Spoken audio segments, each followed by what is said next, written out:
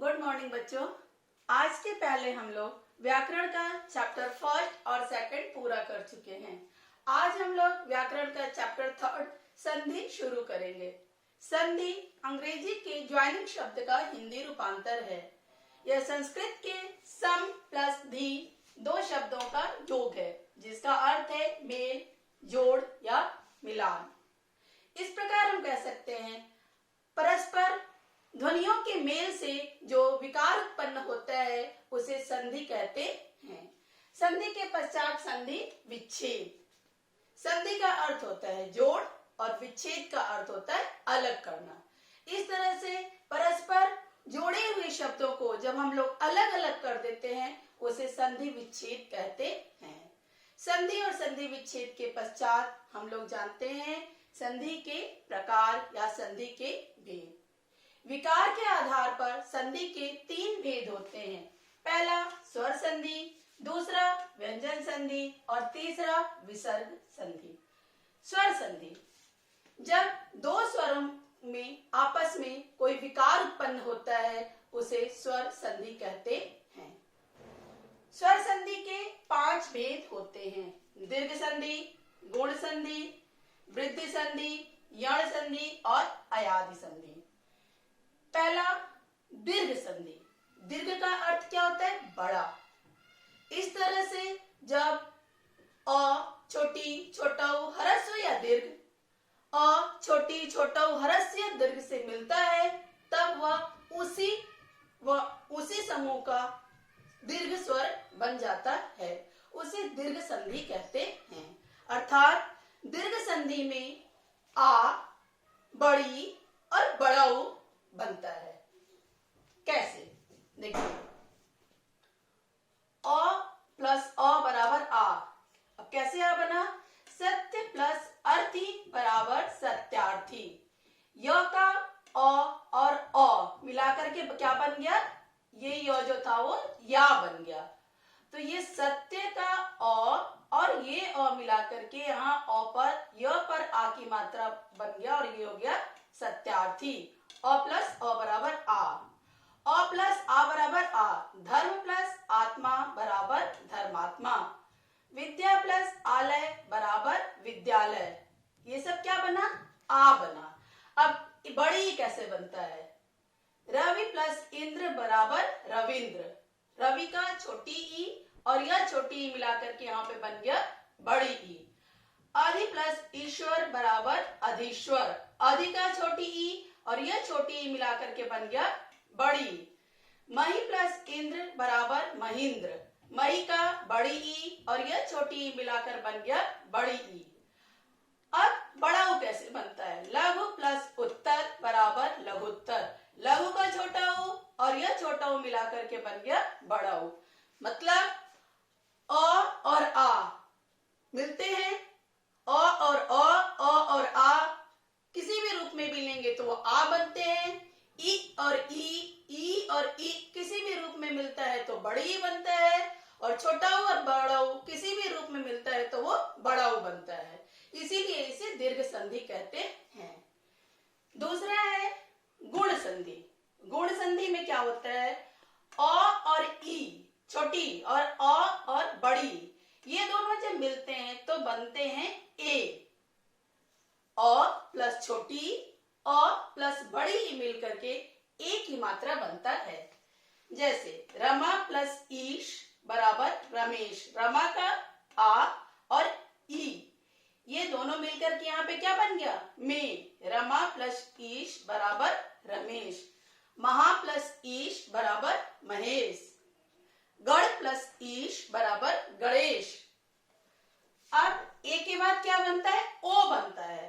अ plus उ और अ plus छोटा ऊ अ प्लस बड़ा ऊ या आ प्लस छोटा ऊ आ प्लस बड़ा ऊ कुछ भी मिलेगा तो वो बनेगा ओ की मात्रा। कैसे? महाधन उत्सव बराबर महोत्सव। ये महा का आ और ये छोटा ओ मिलाकर के बन गया ओ। इसमें तीसरा नियम है अ और आ जब री के साथ मिलता है तो यह बनता है अर। कैसे? देव प्लस ऋषि बराबर देवा। देवर्षि। देव का अ और री का री, ये जब व और री मिला तो ये क्या बन गया? देवर्षि। देव तो पहले ही था, सी भी था, और ये जो री थी वो ऊपर जाकर के रेफ बन गई, इसी को अर कहा जाता है।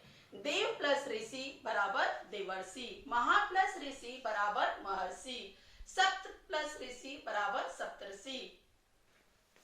तीसरी संधि है वृद्धि संधि।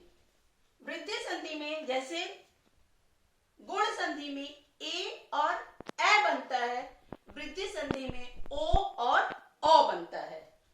लेकिन जो गुण संधि में अ जो में है वो छोटी ई और बड़ी ई से मिलता है और छोटा ऊ और बड़ा ऊ से मिलता है। वृद्धि संधि में अ और आ जो है वो ए या ए से मिलता है तो ए बनता है। कैसे? मत प्लस ऐक्य बराबर मतैक्य, सदा प्लस एव बराबर सदैव। अब ए के बाद अ जो है ओ से या अ से या आ ओ से आ औ से, मतलब अ और आ, ओ और ओ से किसी भी रूप में मिलेगा तो वो बनेगा औ। जैसे वन धन औषधि बराबर वनौषधि, महाधन औषधि बराबर महौषधि। अब चौथा संधि है स्वर संधि का यण संधि। यण संधि में क्या बनता है? य और व। जब दो वर्णों के परस्पर मेल से विकार उत्पन्न होता है तो उस विकार से जो नया वर्ण बनता है वो बनता है य और व। कैसे? देखिए, छोटी ई और बड़ी ई। पहले एक शब्द जो है वो छोटी ई और बड़ी ई से अंत हो रहा है, और दूसरी तरफ कोई भी दूसरा स्वर आ रहा है छोटी ई और बड़ी ई को छोड़कर, तो वह बन जाता है यो। कैसे? यदि धन अपि बराबर यद्यपि। अब देखिए, ये यदि में छोटी ई था और यह अ था, तो क्या बना हुआ? यद्यपि। ये जो द था वो आधा हो गया और अ जो था वो यो बन गया। मतलब ये जो द था वो आधा हो गया और द का छोटी ई और यह यो अ मिला करके यो बन गया। यदि धन अपि बराबर यद्यपि। अब वो कैसे बनता है? ई और ई, छोटी ई और बड़ी ई जब विजाती है, विजाती मतलब छोटी और बड़ी को छोड़कर कोई दूसरा स्वर जब जुड़ता है तो वो यह बनता है। और छोटा ऊ और बड़ा ऊ जब किसी भी विजातीय स्वर से, विजाती मतलब छोटा ऊ और बड़ा ऊ को छोड़कर किसी दूसरे स्वर से मिलता है तो वह बनता है वो। जैसे सुधन आगत बराबर स्वागत। तीसरा इसका नियम है री। री से ऋषि जब किसी भी विजातीय स्वर से मिलता है तो वो बनता है रॉ। इसमें जो आपने देखा था गुण संधि में यह री जो मिल रहा था तो अर बन रहा था, लेकिन यहां पर जो री मिलता है तो वो रॉ बनता है। जैसे पितृ धन अनुमति बराबर पितृनुमति। कैसे? देखिए, अब पितृ तो में री की मात्रा लगा हुआ है और ये अ है, तो ये री की मात्रा और ये अ जब दोनों मिला तो ये बना रॉ। लेकिन आपको रॉ दिख नहीं रहा, आप सोच रहे होंगे री रॉ है कहाँ? तो बेटा वर्ण में आप लोगों ने पढ़ा था कि त्र जो बनता है वो त और रॉ को जोड़ करके बनता है। तो यहाँ पर त्रि में त में री की मात्रा लगा हुआ है और यहाँ अ है, तो यही तप का री की मात्रा और अ मिलाकर के यहाँ पर बना र, और तो ये पहले ही सही है तो त और र मिलाकर के यहाँ बना त्र। पितृ प्लस अनुमति बराबर पितृनुमति। मातृधन आदेश बराबर मात्रा देश। तो ये पहले से है और इसका री की मात्रा और ये आ मिलाकर के हुआ र, तो त प्लस र बराबर हो गया त्र, मात्रा देश। पांचवा और अंतिम संधि है अयादि संधि। यण संधि में य और व बनता है, जबकि अयादि संधि में अय आय अव आव बनता है। कैसे? देखिए, ए जो है ए से एड़ी, ये जब असमान स्वर से मिलता है तब ये बनता है अय। असमान हमने बताया कि इससे अलग। जैसे ने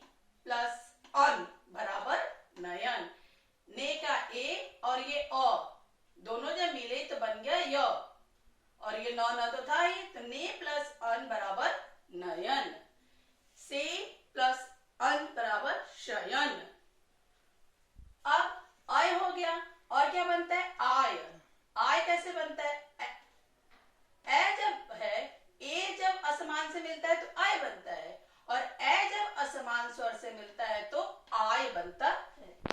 ए प्लस असमान स्वर अय, ए प्लस असमान स्वर आय।